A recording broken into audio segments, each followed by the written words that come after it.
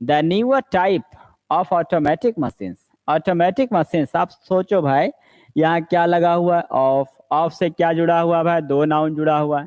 तब तो गारंटी के साथ कहेगा सर न्यूअर टाइप के अनुसार ना भरवाएगा। द न्यूअर टाइप आपका सिंगुलर सब्जेक्ट है, तो सिंगुलर सब्जेक्ट है तो सिंगुलर वर्ब होनी चाहिए, वासेस हो जाएगा, वासेस, ईएस लग जाएगा। ठीक है। The newer type of automatic machine, यानी स्वचालित मशीनों की नए प्रकार, स्वचालित मशीनों की नए प्रकार वॉशेस द क्लॉथ्स फास्टर, कपड़ों को तेजी से सफाई करता है। जो नए प्रकार के ऑटोमेटिक स्वचालित मशीन आया है वो कपड़ों को तेजी से साफ करता है। करा by the time we got our tickets and entered the cinema theatre the show was already begun. By the time, जब तक। बाय द टाइम, इसके बारे में समझिए।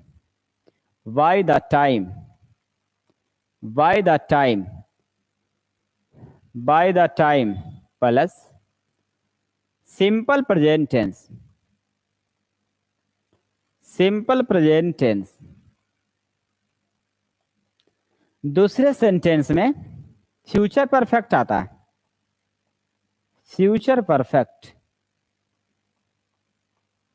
फ्यूचर परफेक्ट आता है। ठीक है, फ्यूचर परफेक्ट मतलब एक में सिंपल प्रेजेंट टेंस, दूसरा में फ्यूचर परफेक्ट आएगा। ठीक है भाई।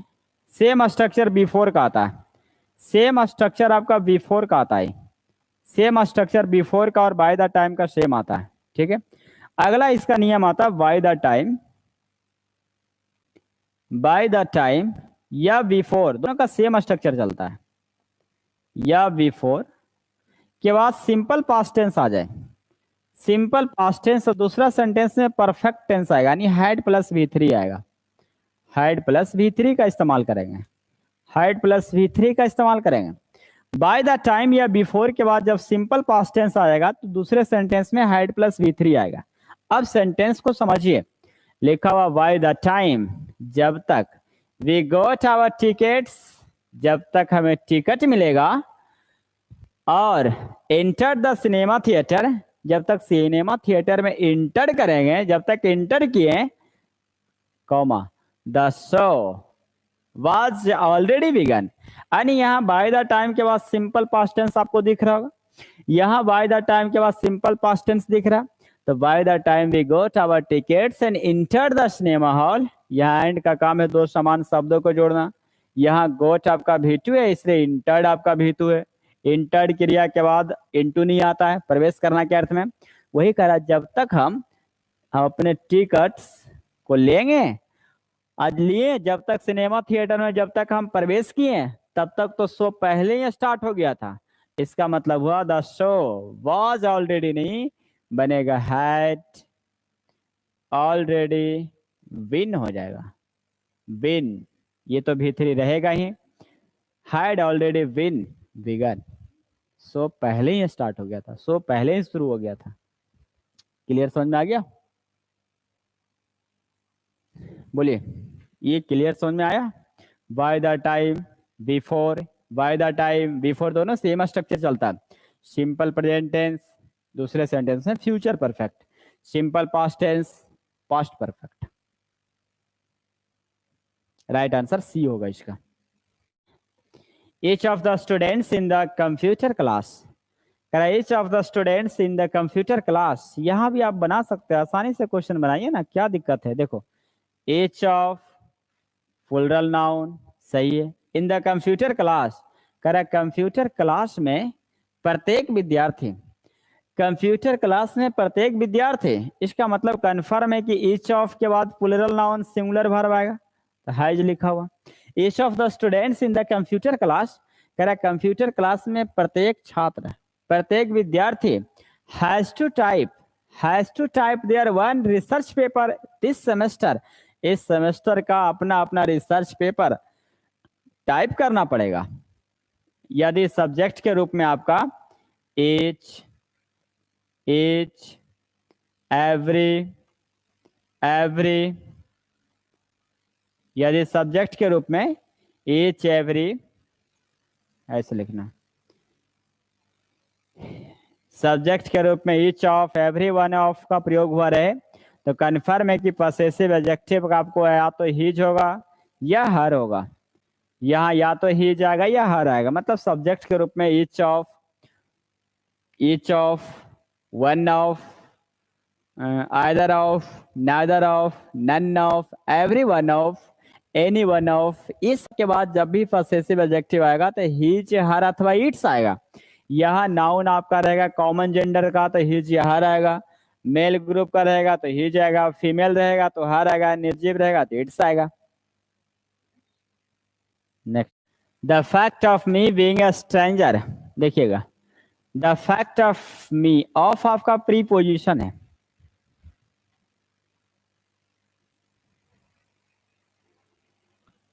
ऑफ का प्रीपोजिशन है। जब ऑफ आपका प्रीपोजिशन है तो कन्फर्म है कि ऑब्जेक्टिव कैसा आएगा, मी आपका ऑब्जेक्ट है, ऑफ आपका प्रीपोजिशन है। जब ऑफ आपका प्रीपोजिशन है तो प्रीपोजिशन के बाद ऑब्जेक्टिव फॉर्म आता है, ये बिल्कुल सही है। लेकिन ये ध्यान रखिएगा कि प्रीपोजिशन के बाद पीछे V4 भी तो लिखा हुआ है। जब प्रीपोजिशन के बाद पीछे या तो नाउन लिखा रहे या V4 लिखा रहे, तो जितने भी प्रीपोजिशन के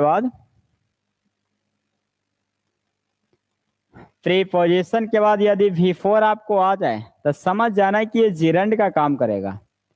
क्या काम करेगा? जिरंड का काम करेगा। और ये जिरंड आपका नाउन की तरह प्रयोग होता है। जब ये नाउन की तरह प्रयोग होगा तब तो कन्फर्म है कि यहाँ माई आएगा, ही जाएगा, हावर आएगा, योर आएगा, ये यानी पॉसेसिव एडजेक्टिव का प्रयोग करेंगे, यानी मी नहीं भाई साहब बल्कि माई आएगा। राइट आंसर ये आएगा। The fact of my being a stranger does not excuse his conduct हो जाएगा।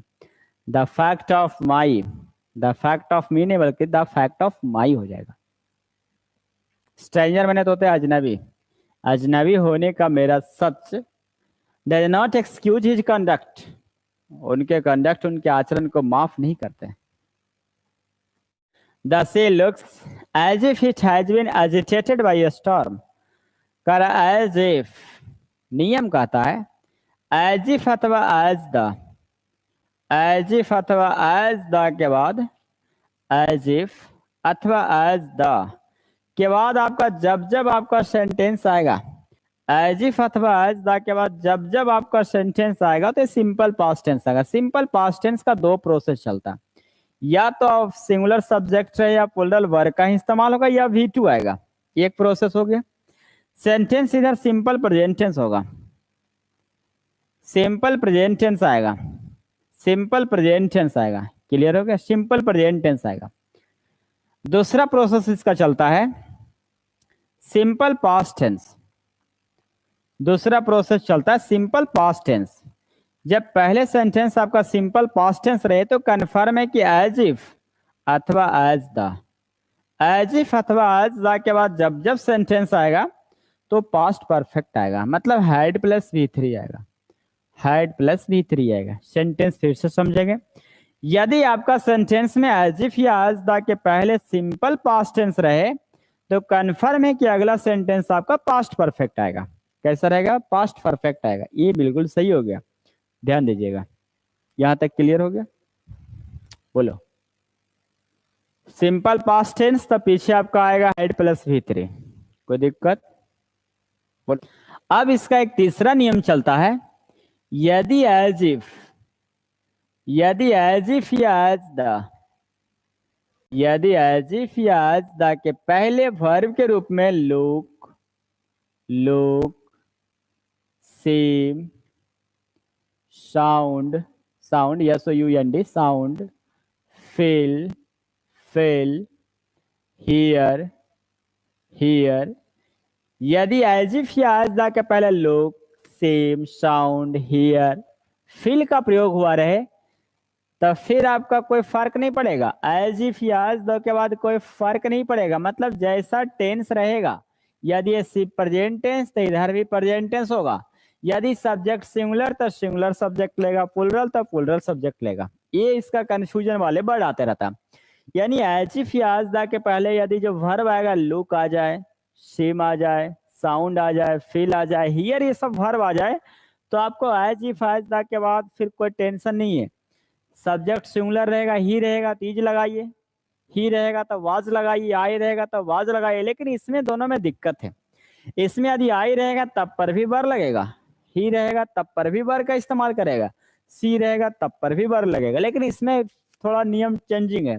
यदि एज इफ या एज द के पहले लोग सीम साउंड फील हियर का प्रयोग हुआ रहे तो जैसा टेंस रहेगा वैसा हम प्रयोग कर देंगे। यदि इधर प्रेजेंट है तो उधर भी प्रेजेंट होनी चाहिए, इधर पास्ट है तो उधर भी पास्ट होनी चाहिए। बोलिए कोई दिक्कत? जैसे हम देखते हैं, क्वेश्चन देते हैं, क्वेश्चन देखिएगा, एक दो क्वेश्चन दे देते हैं आप लोग को। जैसे से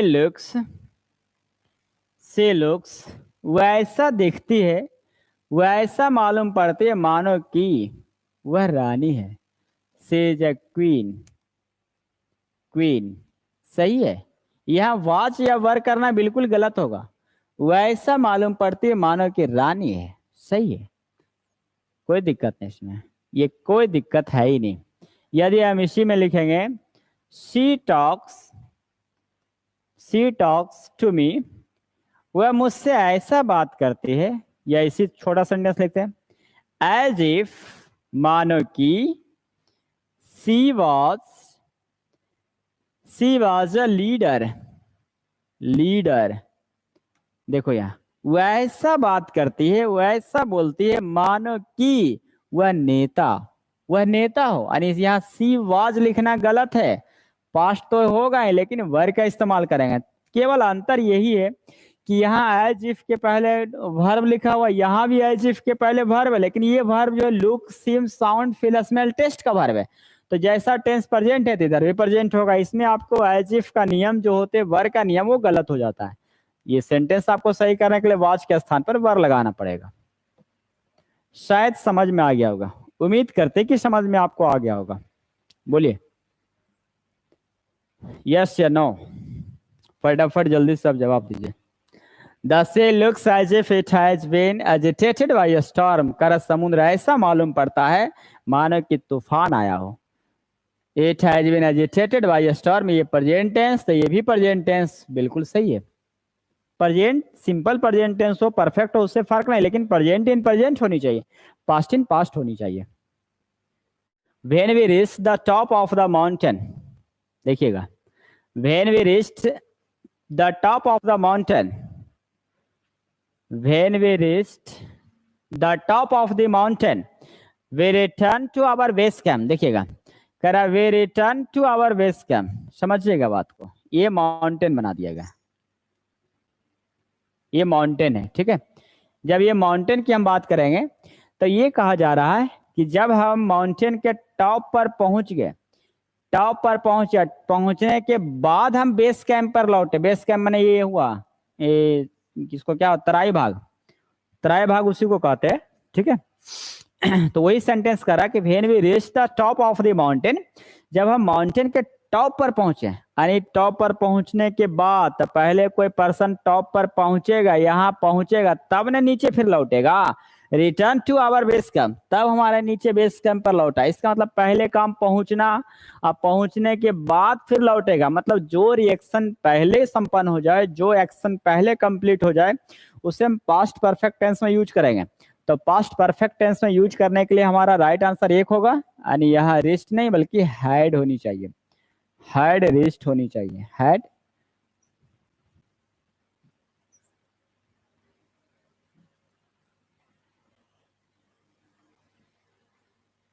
पहले हम पहुंचे, यानी पहुंचने के पश्चात, जब हम माउंटेन के टॉप पर पहुंच गए तब हम वापस लौटे, तब वी हैड रीच्ड हो जाएगा। और ये ध्यान रखिए द टॉप ऑफ ने एट द टॉप ऑफ होगा, यानी ऑप्शन एक में ही सुधारिए, एट द टॉप ऑफ एक में ही लगाइए।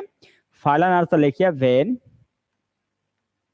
when we reached at the top of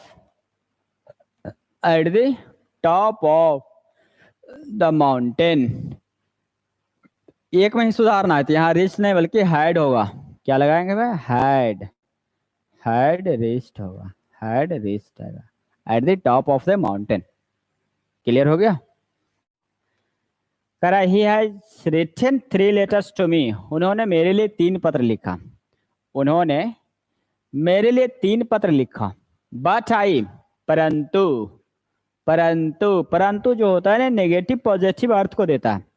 but एक पहले पॉजिटिव अगला नेगेटिव, बट के पहले यदि हम कहेंगे नेगेटिव तो अगला पॉजिटिव आता है। ये सेंटेंस, ये वर्ड को आप ध्यान दीजिएगा। बट के पहले पॉजिटिव तो अगला नेगेटिव, बट के पहले नेगेटिव तो अगला पॉजिटिव आता है। कह रहा he has written 3 letters to me, उन्होंने मुझे 3 पत्र लिखा। बट परंतु I still have not yet replied him, परंतु मैं उन्हें अभी तक रिप्लाई नहीं दिया, परंतु मैं उसे आज अभी तक रिप्लाई नहीं दिया। इसका मतलब हुआ बट के बाद जो सेंटेंस आएगा वो परफेक्ट टेंस तो सही, नेगेटिव सही है, लेकिन यहाँ स्टिल या एट, सबसे पहले ये जानिए कि स्टिल और एट दोनों एक साथ आता ही नहीं है। स्टिल और एट दोनों एक साथ यूज होता ही नहीं है, ये दोनों एक साथ यूज हो ही नहीं सकता, क्योंकि दोनों बराबर साइन हो देता है। स्टिल अभी भी, अब तक। स्टिल का यूज जो होता है ना कंटिन्यूअस में होता है, प्रेजेंट कंटिन्यूअस, प्रेजेंट कंटिन्यूअस, जबकि एट का प्रयोग जो आता है ये प्रेजेंट परफेक्ट में होता है। प्रेजेंट परफेक्ट, प्रेजेंट परफेक्ट के नेगेटिव या इंटेरोगेटिव में होता है। एट का प्रयोग प्रेजेंट परफेक्ट के नेगेटिव, नेगेटिव या इंटेरोगेटिव में यूज होता है, या इंटेरोगेटिव, प्रेजेंट परफेक्ट के नेगेटिव या इंटेरोगेटिव में यूज होता है। किसका? एट का प्रयोग। तो ये बात आप ध्यान रखिएगा कि एट और स्टिल दोनों एडवर्ब है, दोनों सिनोनिम देता है, लेकिन दोनों का ये इस्तेमाल आप एक साथ नहीं कर सकते। अब बताइए यहाँ क्या यूज करेंगे। उन्होंने मुझे 3 पत्र लिखा, परंतु मैं अभी तक रिप्लाई नहीं दिया। स्टिल को रिमूव कर दो, स्टिल को रिमूव कर दो, एट रहने दो, क्योंकि सेंटेंस आपका प्रेजेंट परफेक्ट साथ ही नेगेटिव भी दिख रहा, इसलिए एट को रहने दे और स्टिल को हटा दे।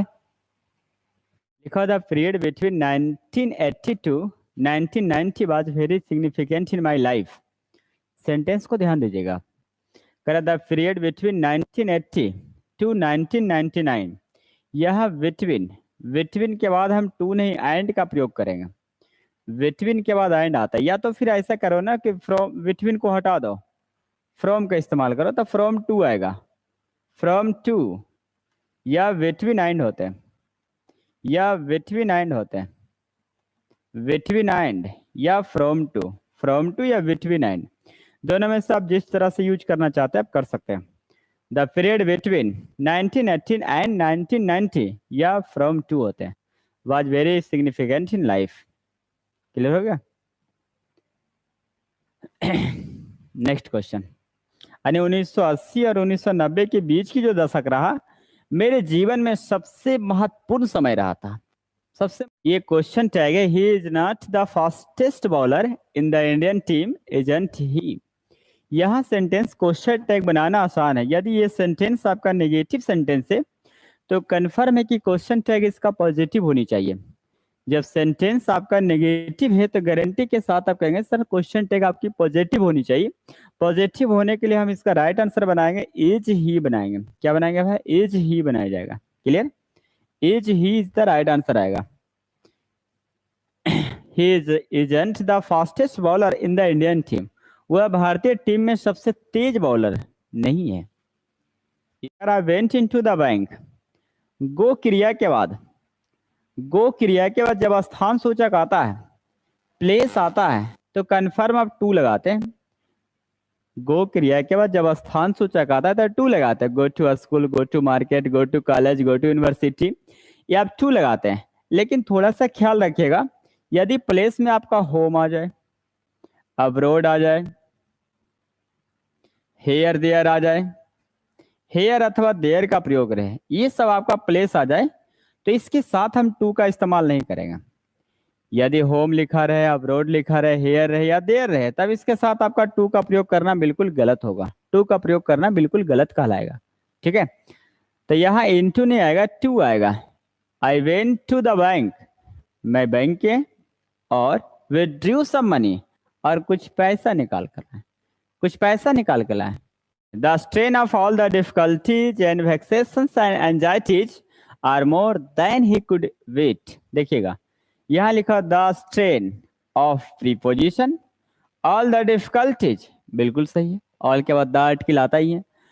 डिफिकल्टीज एंड वैक्सेशंस एंड एंजाइटीज, ये दोनों सिमिलर शब्द होते हैं, एक साथ यूज, जैसे अप एंड डाउन, सुख एंड दुख, उतार चढ़ाव, है ना, यहाँ यूज उसी तरह से करता है। वैक्सेशंस एंड एंजाइटीज, ठीक है लिखा हुआ।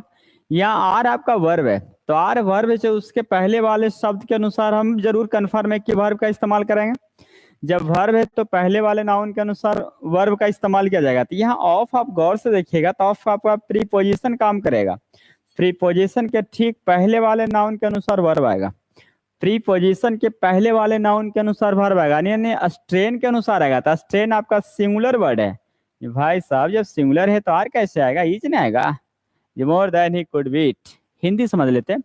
कर the strain of all the difficulties and vexation and anxieties, करा कि वैक्सेशंस तनाव, चिंता, परेशानियां, करा सभी प्रकार की डिफिकल्टीज, सभी प्रकार की चिंताएं, सभी प्रकार की तनाव का जो तनाव है, स्ट्रेन है, more than he could beat, जितना वो उसे मात दे सकने में सक्षम था, जितना वो कर सकता था, उससे ज्यादा तनाव उसके पास था। मतलब वो अपने तनाव को जितना बोझा कम करने में सक्षम था, बीट मैंने होते परास्त करना, बीट मतलब होते हराना, मतलब more than he could beat, वह अपने तनाव को, टेंशन को, डिफिकल्टीज का, एंजाइटी को जितना वो सहने में सक्षम था, उससे कहीं ज्यादा तनाव उसके पास था, उससे कहीं ज्यादा तनाव। यहाँ एंड दो बार नहीं है, यहाँ क्या सिखाएं कि ऑल द डिफिकल्टीज, ये नाउन हुआ, एंड, और एंड के बाद जो ये दिख रहा वैक्सेशन एंड एंजाइटी, ये दोनों एक साथ हमेशा यूज होगा, वैक्सेशन एंड एंजाइटी ये दोनों हमेशा एक साथ यूज होगा, इसलिए ये दो ही पार्ट को जोड़ रहा है, एक डिफिकल्टीज और एक अगला वैक्सेशन एंड एंजाइटी को जोड़ रहा है। ये तीन एंड नहीं हुआ, ऐसी दो एंड नहीं हुआ, बल्कि ये difficulties and vexation and anxiety इस प्रकार से जोड़ने के लिए यूज कर रहा। करा इन द बैकग्राउंड कॉमा, जहां जहां आपको स्टार्टिंग में प्रीपोजिशन दिख जाए कन्फर्म है कि कॉमा लगा के हमें आगे सेंटेंस को बढ़ाना पड़ता है। लिखो इन the background, in the background, background में करा इन द बैकग्राउंड मतलब उनकी पीछे वाली छवि जो है, they could hear John laughing, they could hear John laughing and joking loudly, they could hear, hear के बाद ऑब्जेक्ट, ऑब्जेक्ट के बाद भी फॉर, ऑब्जेक्ट के बाद भी फॉर, हियर के बाद ऑब्जेक्ट, हालांकि इसके बाद दो दो फॉर्मेट आता है, वेयर इन्फिनेटिव भी आता है और भी फोर भी आता है, जिरंड भी आता है। हियर के बाद ऑब्जेक्ट है ना, ये ऑब्जेक्ट जिरंड नहीं, इसको पार्टिसिपल बोलेंगे।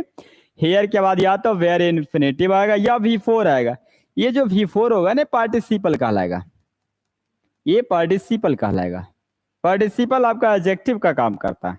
हियर के बाद भी वन या भी फोर आता है, इसका मतलब कन्फर्म है in the background they could hear John laughing and यहाँ समान शब्द को जोड़ेगा, एंड का काम है joking and laughing loudly. Main verb के बाद कन्फर्म है कि एडवर्ब आएगा, तो वही कह रहा है कि they could hear John laughing and joking loudly, कह रहा है ना उन्होंने, उन लोगों ने जोर जोर से जॉन के हंसने, जॉन को जो हंसी आया या जॉन को जो जॉकिंग आया वो सुनने का आवाज उससे सुनाई दिया। They could hear John laughing and joking loudly, तो वही लाउडली वे लोगों ने जोर जोर से जॉन को हंसते हुए और जोकिंग करते हुए सुना। जोर जोर से जब जॉन हंस रहा था, जोकिंग कर रहा था, तभी वे लोग सुना। John was the life and soul of any party, करा जॉन जो है, John was the life and soul of any party, John किसी पार्टी का आत्मा हो जाता है, किसी पार्टी के लिए इंपॉर्टेंट हो जाता है, किसी भी पार्टी का एक हिस्सा बन जाता है।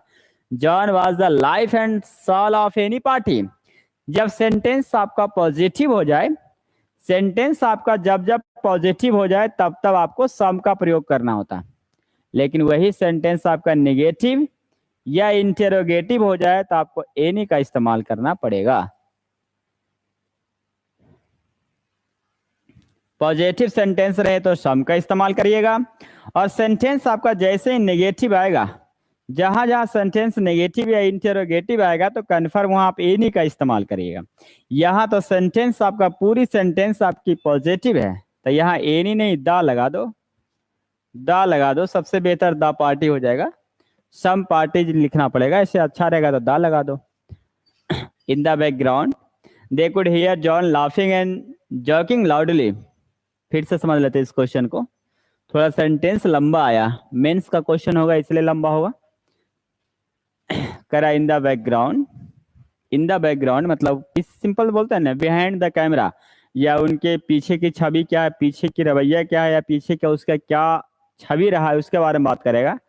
करा they could hear John laughing and loud joking loudly, उन लोगों ने जोर जोर से जॉन को हंसते हुए और जोकिंग करते हुए सुन लिया। ठीक है यहाँ तक। उसके बाद करा John was the life and soul, and समान शब्द को, एंड के पहले भी अबस्ट्रैक्ट नाउन, एंड के बाद भी abstract noun. Was the life and soul of any party नहीं बल्कि द पार्टी। जॉन जो है पार्टी का, किसी भी पार्टी का महत्वपूर्ण हिस्सा बन जाते थे। किसी भी पार्टी, जिस पार्टी में जॉन जाते थे उसी पार्टी का उसे सब और फलना आ गया, वो फलना आ गया, क्योंकि जोक सुनाएगा नहीं, जोक सुनाएगा। हर एक पार्टी का वो लाइफ, जीवन और आत्मा नहीं, इससे लगता है कि इससे आत्मा जुड़ गया, इससे लगता है इसके बिना ये चल जाएगा तो पार्टी का मजा किरकिरा चल जाएगा। And he was cracking a joke every few minutes.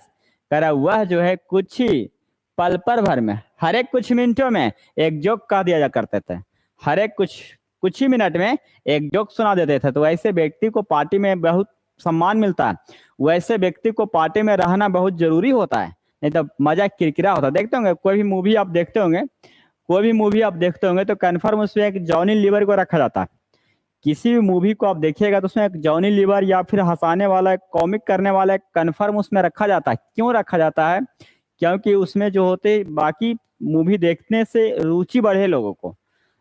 Serious होके 3 घंटा आप नहीं देख सकते, उसमें कहीं ना कहीं कॉमिक आता है। तो वही किसी भी पार्टी में यदि कोई पर्सन कॉमेडियन होते हैं, कोई पर्सन जोक सुनाने वाला होते, कोई मजाक करने वाला होते, तो वो पार्टी का लाइफ एंड सॉल हो जाता है, लाइफ और आत्मा हो जाता है उस पार्टी के लिए। वही कह रहा है वहां, in the background they could hear John laughing and joking loudly. वो लोगों ने जॉन को जोर जोर से हंसते हुए जोक करते हुए सुन सका। John was the life and soul of the party. John जो है किसी पार्टी का लाइफ और आत्मा बन जाता था, लाइफ और आत्मा थे किसी पार्टी में। जिस पार्टी में चल गया वो पार्टी एकदम समझो एकदम बहुत मजा पार्टी में आ जाएगा। और he was cracking a joke every few minutes, वह हर एक कुछ ही मिनटों में एक जोक सुना देते थे, एक चुटकुला मार देते थे। लिखो आई वॉज थिंकिंग। देखो सिंपल सी बात सोचिए, सेंटेंस लोग ये समझ लेता है कि सर थिंक लिखा हुआ है ना, लोग समझ बैठता है कि थिंक आपका वर्ब है। ठीक, हम भी मानते भाई, लेकिन जब थिंक का अर्थ बिलीव के अर्थ में आएगा, बिलीव के अर्थ में आएगा, तब इसका कंटिन्यूअस में प्रयोग करना गलत होता है। जब थिंक का अर्थ बिलीव के अर्थ में आएगा तो इसका यूज कंटिन्यूअस में करना बिल्कुल गलत होगा। लेकिन जब थिंक का अर्थ कंसीडर के अर्थ में आएगा, कंसीडर, तब इसका कंटिन्यूअस बनाना बिल्कुल सही होता है। थिंक का अर्थ जब बिलीव में आएगा तो इसका कंटिन्यूअस यानी प्रोग्रेसिव टेंस में यूज करना, प्रोग्रेसिव टेंस में यूज करना गलत माना जाएगा, बिल्कुल गलत माना जाएगा। लेकिन जब थिंक का यूज कंसीडर के अर्थ में आएगा तब प्रोग्रेसिव टेंस में यूज बिल्कुल सही माना जाएगा। प्रोग्रेसिव दैट मीन्स कंटिन्यूअस, तब ये सही माना जाएगा। यह सेंटेंस का अर्थ हम विचार कर लें। देखो आई वॉज थिंकिंग, मैं विचार कर रहा था, मैं ये सोच रहा था कि I could do anything to help. कह रहा है कि क्या मैं किसी चीज से मैं सहयोग कर पाऊंगा, कर सकता हूं। ये मैं सोच रहा था, ये मैं विचार कर रहा था, क्या मैं किसी चीज से, किसी चीज को या कुछ करने में मेरी मदद मिल सकता है, ये मैं विचार कर रहा था, मैं सोच रहा था। जिसने कहेगा मैं बिहार छोड़ने पर विचार कर रहा हूं, मैं लंदन जाने का विचार कर रहा हूं, आई एम थिंकिंग बोलेंगे, I am thinking of living Bihar, मैं बिहार छोड़ने का विचार कर रहा हूं, है ना। तो यहाँ आई वॉज थिंकिंग बिल्कुल सही है। If I could do anything to help, बिल्कुल सही सेंटेंस यानी नो एरर आएगा। या इफ का मतलब डैट के अर्थ में आएगा, इफ का मतलब यहाँ डैट के अर्थ में आएगा। I meant nothing less than to compel you to come. I meant nothing, देखिए नथिंग नियम कहता है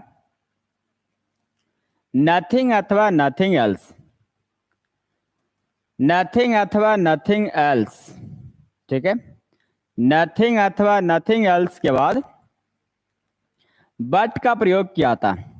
किसका प्रयोग करेंगे? बट का। लेकिन थोड़ा सा ध्यान दीजिएगा, यदि नथिंग या नथिंग एल्स के पहले डू, डज अथवा डिड का इस्तेमाल हुआ रहे, यदि नथिंग या नथिंग एल्स के पहले डू, डज अथवा डिड का प्रयोग हुआ रहे तो वर्ड के बाद V1 आएगा, वर्ड के बाद V1 आएगा। लेकिन अगला फॉर्मेट ये हमारा कहता है कि यदि नथिंग, नथिंग एल्स,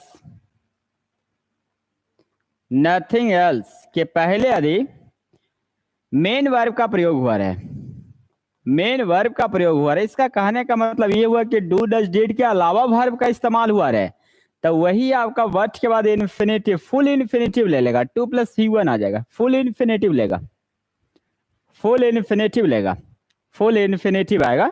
नथिंग या नथिंग एल्स के पहले मेन वर्ब आया रहे तो कन्फर्म फुल इन्फिनेटिव लेगा, मतलब वर्ड के बाद 2 + V1 आएगा, वर्ड के बाद 2 + V1 आएगा। तो I meant nothing less than नहीं बुड़बक, नथिंग एल्स, बट ये राइट आंसर इसका आएगा। I meant nothing else but to compel you to come, मैं आपको यहाँ लाने के, यहाँ आने की विवश करने के सिवाय और मेरा कोई मतलब नहीं था। मेरा मतलब केवल और केवल आपको विवश करना, यहाँ आने के लिए विवश करने के सिवाय मेरा यही मतलब मेरा था। आई मींट नथिंग मतलब मेरा कोई मतलब नहीं, मेरा कोई इरादा नहीं, मेरा कोई इसका तात्पर्य निकलता ही नहीं, केवल और केवल आपको यहाँ लाने के लिए विवश करने के सिवाय कोई मतलब नहीं हमें। I meant nothing else but to compel you to come. Females are not appointed in our college. Females are not appointed in our college. ध्यान दीजिएगा, करा females are not appointed in our college लिखा हुआ, इसका मतलब ये हुआ females महिलाएं are not appointed in our college लिखा हुआ, इसका मतलब ये हुआ हमारा महिलाओं को नहीं, फीमेल्स को हमारे कॉलेज में दाखिला नहीं दिया गया, अपॉइंट नहीं किए जाते हैं। अरे भाई साहब फीमेल्स क्यों लिखिएगा, वुमेन ना आएगा, वुमेन आएगा। यदि हम फीमेल्स लगा देंगे ना तो जितने भी संसार में जीव जंतु में मेल और फीमेल्स की बात होगा, जैसे भैंस, गाय, बकरी, गधी, सब चल जाएगा कॉलेज में एडमिशन लेने के लिए, सभी तो फीमेल्स है ना, सारे फीमेल्स है, खच्चर, खचड़नी, ये सब फीमेल्स आ जाएगा। गधा, गधी, women are not appointed in our college. I found the 2 first chapters. I found the 2 first chapter. यहाँ देखो, यहाँ लिखा हुआ 2, यहाँ लिखा हुआ फर्स्ट। एक दिन और क्वेश्चन आया था, देखिए जहां जहां भी आपको दिक्कत लगे, आपको जहां जहां ऑर्डर आपको दिखना शुरू कर दे, फर्स्ट, सेकंड, थर्ड, तो सबसे पहले फर्स्ट, सेकंड, थर्ड को रखा जाता है, सबसे पहले फर्स्ट, सेकंड, थर्ड को रखा जाएगा, तब उसके बाद गिनती की संख्या ने 1 2 3।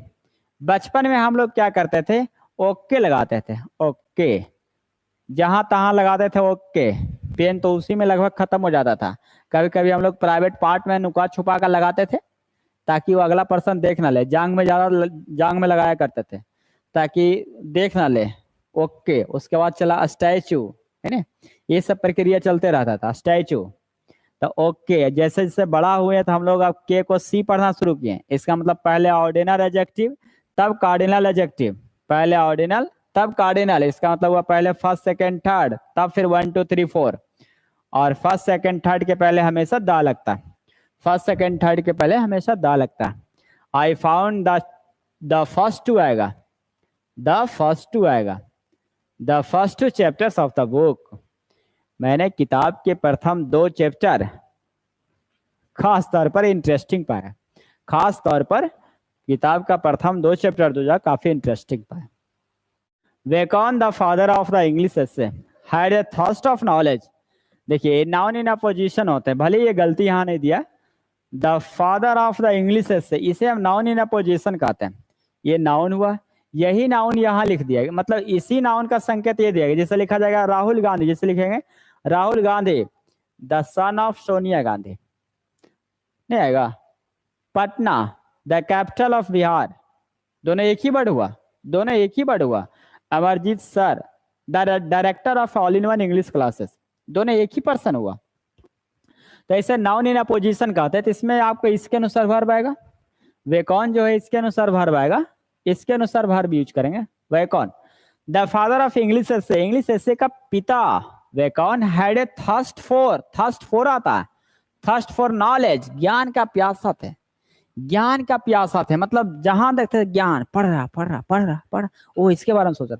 तो थर्स्ट फॉर नॉलेज होते किसी चीज के प्रति ज्यादा ललक, thirst for knowledge, answer C आएगा। The train had left when he had reached the station, the train had left, train चली गई, ट्रेन चली गई, when he had reached the station, जब वह स्टेशन पहुंचा, जब वह स्टेशन पहुंचा उससे पहले ट्रेन निकल गया ना। तब बोलिए पहले स्टेशन पहुंचा कि पहले ट्रेन निकला, ये बताइए आप। The train had left, train निकल गई, ट्रेन चले गए, तब वो स्टेशन पहुंचा। इसका मतलब ये सिंपल पास्ट टेंस होनी चाहिए, हैड को हटा दिया जाना चाहिए, हैड को हटा देंगे सही हो जाएगा। करा ट्रेन निकल गया तब स्टेशन पहुंचा, तब तो कन्फर्म सिंपल पास्ट टेंस होगा ना। ही सेड दैट, ये तो पास्ट इन पास्ट होगा ना, past in past, he will होगा कि वुड होगा, he would never repeat the mistake, would होगा पास्ट इन पास्ट, ये तो narration. I am able to cope up with, cope up with नहीं होता है, cope with होता है, cope with होता है, सामंजस्य अधिक, cope up with नहीं होता है, cope with होता है। सामंजस्य बैठाना, तालमेल बैठाना, सामंजस्य बैठाना या तालमेल बैठाना cope with होता है, सामंजस्य बैठाना या तालमेल बैठाना cope with होता है। I am able to cope with all these difficulties, मैं इन सारे परेशानियों से सामंजस्य बैठाने में सक्षम हूं। एबल टू, आई विश या इफ, काश, आई वर हो जाएगा, आई विश अथवा इफ, आई विश अथवा इफ, सब्जेक्ट सिंगुलर रहे चाहे प्लूरल, इससे कोई परवाह नहीं है, आपको वर का इस्तेमाल करना पड़ेगा। काश I were the richest person in the whole wide world, काश मैं संसार दुनिया के सबसे अमीर आदमी होते, रिचेस्ट पर्सन होते। ये सेज कॉन्फिडेंट, ये तो दोबारा क्वेश्चन आ गया, कॉन्फिडेंट ऑफ होनी चाहिए, टू नहीं ऑफ होनी चाहिए, ऑफ होगा तो बिफोर आएगा, विनिंग होनी चाहिए, winning the gold medal this time, says confident of winning the gold medal this time, वह इस समय गोल्ड मेडल जीतने का विश्वास, उससे भरोसा है कि मैं गोल्ड मेडल जीत जाऊंगा, उन्हें पूरा भरोसा है, कॉन्फिडेंट है। जबकि कॉन्फिडेंस इन होता है, कॉन्फिडेंस इन होता है, कॉन्फिडेंट ऑफ होता है, कॉन्फिडेंट ऑफ होता है। जैसे आता है होप फॉर, होप फॉर, जबकि होपफुल ऑफ होता है, होपफुल ऑफ होता है, होप फॉर जबकि होपफुल ऑफ होता है। ठीक उसी प्रकार से डिफिकल्ट टू, जबकि डिफिकल्टी इन होता है, डिफिकल्टी इन होता है, डिफिकल्ट टू जबकि डिफिकल्टी इन होता है। ये सारे वर्ड को थोड़ा ध्यान रखिएगा आप लोग। Confidence in, confident of, difficult to, difficulty in, hope for, hopeful of, ये सारे वर्ड को आप ध्यान रखिएगा, नोट करते जाइएगा सारे वर्ड को। The boy laid in the shelter for a long time before somebody came to rescue him, rescue मने होते हैं बचाना, बचाव करना, रेस्क्यू होते हैं बचाना, रेस्क्यू करा। Before somebody came to rescue, before somebody, जब बिफोर somebody कोई उन्हें रेस्क्यू करने आया, उससे पहले बॉय घंटों तक, फॉर ए लॉन्ग टाइम, काफी समय तक पड़ा हुआ था, काफी समय तक पड़ा हुआ रहा। ऑप्शन आपका एक हो जाएगा। यह वर्ब का कंडीशन खराब है इसमें, देखिएगा नियम आता है लाई, लाई में इन्होंने झूठ बोलना, जिसका भेटू आता है लाइड, V3 आता है लाइड, झूठ बोलना। फिर अगला आता है लाई, पड़ा रहना या लेटा रहना। V2 आता है ले, V3 आता है लेन। ठीक है, लाई मैंने होता है झूठ बोलना, जिसका V2 लाइड होता है, V3 लाइड होता है। लाई मीन्स होते है पड़ा रहना, जिसका V2 ले होता है, V3 लेन होता है। फिर अगला बोलते हैं ले, अंडा देना, रखना, न्यौछावर करना, जिसका V2 आता है लेड, V3 आता है लेड। ये 9 जो वर्ड है ने काफी डिफरेंट और काफी मुसीबत में डालता है। ये आपका V1 फॉर्मेट हुआ, ये V2 फॉर्मेट हुआ, ये V3 फॉर्मेट हुआ। लिख लेंगे फिर से, हिंदी लिखाते हैं। लाई मीन्स होते है झूठ बोलना, झूठ बोलना, जिसका V2 होते हैं लाइड, V3 लाइड होते हैं। लाई मीन्स होते हैं पड़ा रहना, लाई मीन्स पड़ा रहना या लेटा रहना, लाई होते हैं। V2 आपका ले होता है, V3 आपका लेन होता है। ले, डालना, बिछाना, अंडा देना, रखना या न्यौछावर करना। ये कहते हैं भगत सिंह अपनी आज़ादी के लिए, देश की आज़ादी के लिए अपने प्राण न्यौछावर कर दिए। तो ले, V2 लेड, V3 लेड होते हैं। अब यहाँ देखिएगा, द बॉय घंटों तक पड़ा रहा, पड़ा रहा। यहाँ लाइड लेड नहीं, बल्कि यहाँ बिफोर के पहले पास्ट परफेक्ट चाहिए, तो हैड होनी चाहिए ना, हैड लेन हो जाएगा, हैड लेन हो जाएगा। द बॉय बन जाएगा, रेस्क्यू करने से पहले पड़ा रहा था, फॉर ए लॉन्ग टाइम। अब यहां बात करिए, लिखा हुआ for plus time, for plus time या सिंस प्लस टाइम का यूज हम प्रेजेंट परफेक्ट कंटिन्यूअस या पास्ट परफेक्ट कंटिन्यूअस में यूज करते हैं। ठीक है, पास्ट परफेक्ट कंटिन्यूअस में हम यूज करते हैं। नहीं, इसका राइट आंसर आएगा had been lying, right answer आएगा had been lying in the shelter for a long time. क्यों हम हैड बीन हमें लगाना पड़ा, क्योंकि वहां फॉर ए लॉन्ग टाइम लगा हुआ। तो फॉर ए लॉन्ग टाइम यानी फॉर प्लस टाइम या सिंस प्लस टाइम आपको जहां जहां मिले वो टेंस आपका प्रेजेंट परफेक्ट कंटिन्यूअस हो जाता। टेंस आपका अगला पास्ट है, कम का केम है, इसलिए हम हैज को हैड में कन्वर्ट कर देंगे। The boy had been lying in the shelter for a long time. लड़का जो है काफी देर तक वहां पड़ा रहा, माने वहां पड़ा रहने का काम कंटिन्यू है। Before somebody came to rescue him, जब तक लोग उन्हें बचाने के लिए आया, बचाव करने के लिए आया, तब तक उससे पहले काफी देर तक पड़ा रहा। इसका मतलब पहले काम कंटिन्यू दिख रहा, हैड बीन लाइंग आएगा। Standing at the top of the hill, eight the top of, सही लिखा हुआ, standing at the top of the हिल। जब जब आपका कोई सेंटेंस V4 से शुरू रहे, जब जब कोई सेंटेंस आपका V4 से शुरू रहे तो कन्फर्म वो सेंटेंस आपका पार्टिसिपल कहलाएगा।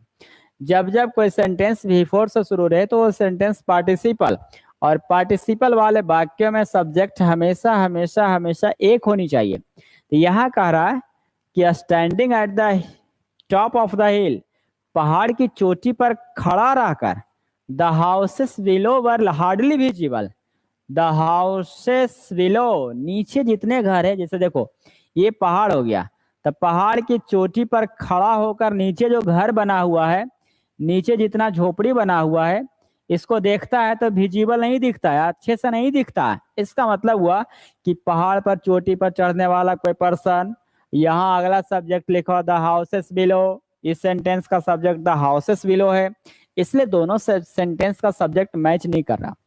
जब सेंटेंस पार्टिसिपल हो और सेंटेंस V4 से शुरू हो तो पार्टिसिपल, और पार्टिसिपल वाले वाक्यों में सेंटेंस में सब्जेक्ट हमेशा सेम होनी चाहिए।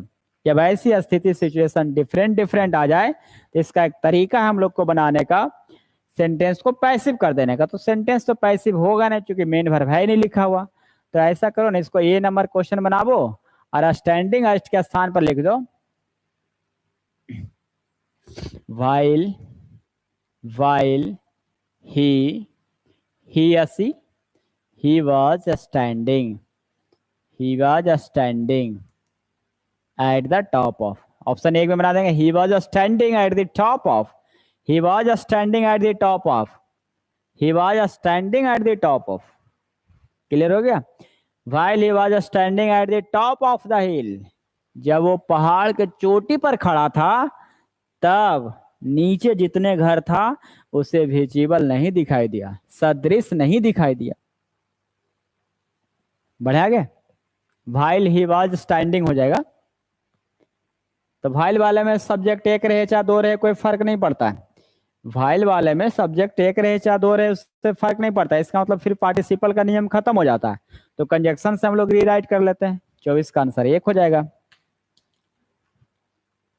कमली is one of the players, Kamli is one of the players who has, तो हु रिलेटिव प्रोनाउन जो अपने ठीक पहले वाले नाउन के अनुसार वर्ब लेता है।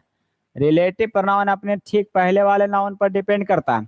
तो Kamli is one of the players, तो प्लेयर्स के अनुसार है जाएगा, हैव बीन आएगा। Kamli is one of the players who have been selected for the test match. करा टेस्ट मैच के लिए सिलेक्ट होने वाले खिलाड़ियों में से एक कमली है। कमली उन खिलाड़ियों में से एक है जिनको टेस्ट मैच के लिए सिलेक्ट किया गया। रिलेटिव प्रोनाउन के ठीक पहले वाले नाउन के अनुसार वर्ब आएगा।